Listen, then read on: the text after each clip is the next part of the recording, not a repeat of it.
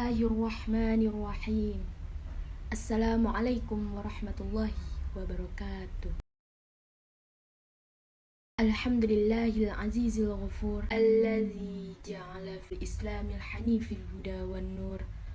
Allahumma salli ala sayyidina Muhammad khatimil anbiya'i wal mursalin wa ala alihi tayyibina wa ashabihil akhyari ajma'in, amma ba'd. Pemirsa dimanapun kalian berada, alhamdulillahi rabbil alamin. Dengan izin Allah, kita masih diberi kenikmatan berupa sehat dan juga waktu luang dalam menambah ilmu pada tayangan Kultum kali ini, yang bertemakan menjadi pribadi soleh yang berwawasan luas sesuai syariah Islam.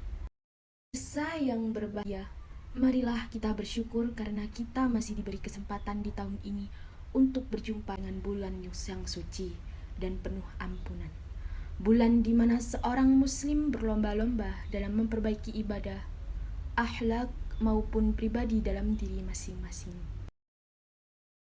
Lalu, benarkah kita sudah begitu religius sehingga patut untuk menyandang dalam golongan orang-orang soleh?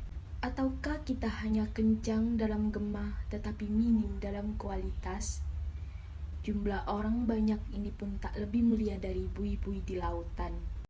Di dalam surat Ali Imran ayat 113 sampai 114, Allah Subhanahu wa taala menyebutkan ciri-ciri golongan orang soleh. A'udzu billahi minasy syaithanir rajim. Bismillahirrahmanirrahim. Laisu sawa min ahlil kitabi ummatun qa'imatun yatsluna ayatillahi ana al-laili wa hum yasjudun yu'minuna billahi wal yawmil akhir wa ya'muruna bil ma'rufi wa yanhauna 'anil munkari wa yusari'una fil khairat wa ulaika minas sholihin. Menurut definisi Al-Quran yang menukil dari ayat di atas, soleh adalah orang yang senantiasa membaca Al-Quran pada malam hari, melaksanakan sholat malam atau tahajud, beriman dan beramal soleh, menyeru kepada kebaikan, mencegah perbuatan mungkar, dan mengerjakan kebajikan. Nah, lantas apakah kita sudah termasuk golongan orang-orang soleh yang sesuai dengan isi dari ayat tersebut? Jika sudah, maka selalu istiqomah dalam menjalankannya. Jika merasa belum sesuai, mari berkaca pada diri masing-masing, bermuhasabah diri dan mengoreksi diri sendiri untuk menjadi pribadi soleh sesuai Al-Quran. Menjadi pribadi soleh tidak hanya berkutik pada kesolehan individu semata, namun juga kesolehan secara sosial.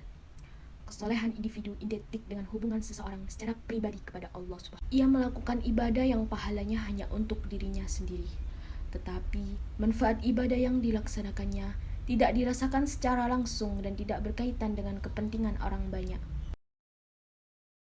Kesolehan individu biasa juga disebut dengan kesolehan ritual karena lebih menekankan dan mementingkan pelaksanaan ibadah ritual seperti sholat, puasa, zakat, haji, zikir, dan sebagainya. Selain kesolehan pribadi, juga terdapat kesolehan sosial. Kesolehan sosial merupakan suatu perbuatan yang dilakukan akan berdampak positif yang berkelanjutan, seperti bersilaturahmi kepada sesama umat manusia, berbagi kepada sesama, menolong tanpa pamrih, tulus dan hanya mengharap keridhaan Allah Subhanahu wa taala. Bukan menolong karena berharap imbalan materi atau ingin dipuji oleh orang lain.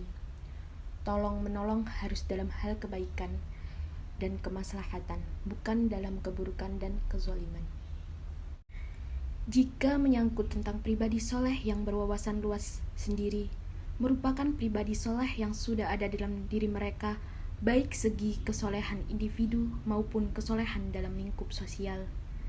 Sebab berwawasan luas tidak hanya menyangkut pada individu masing-masing, akan tetapi lebih luas dari hal tersebut, di mana menyangkut nilai-nilai sosial serta hubungan dengan manusia. Hablum minan nas. Kesolehan sosial akan menjadikan manusia menuju kedamaian dan ketentraman masyarakat sekitar. Dua hal ini merupakan efek dari kesolehan sosial. Jadi pemirsa, seorang muslim hendaknya menjadi pribadi soleh yang sesuai apa yang terdapat dalam kitab suci Al-Quran. Selain itu, kesolehannya tidak hanya semata untuk dirinya sendiri, namun juga memperbaiki hubungan dengan sesama manusia. Hal tersebut sudah menyangkut konteks pribadi soleh yang berwawasan luas sesuai ajaran Islam.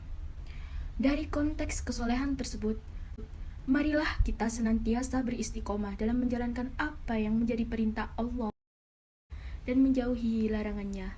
Di sisi lain, mari perbaiki hubungan kita dengan sesama manusia, saling mengasihi, tolong menolong agar senantiasa hidup menjadi tentram. Tinggalkan larangan-larangan Allah dan hindarilah melakukan hal-hal yang menyebabkan suatu perpecahan. Sampai di sini dulu pembicaraan kita kali ini. Semoga apa yang saya sampaikan dapat bermanfaat dan dapat menambah ilmu pengetahuan yang bisa diimplementasikan dalam individu masing-masing. Bagaimana menjadi pribadi soleh sesuai ajaran Islam. Mohon maaf sebesar-besarnya jika ada salah kata, baik disengaja maupun tidak. Wabillahi taufiq wal hidayah. Assalamualaikum warahmatullahi wabarakatuh.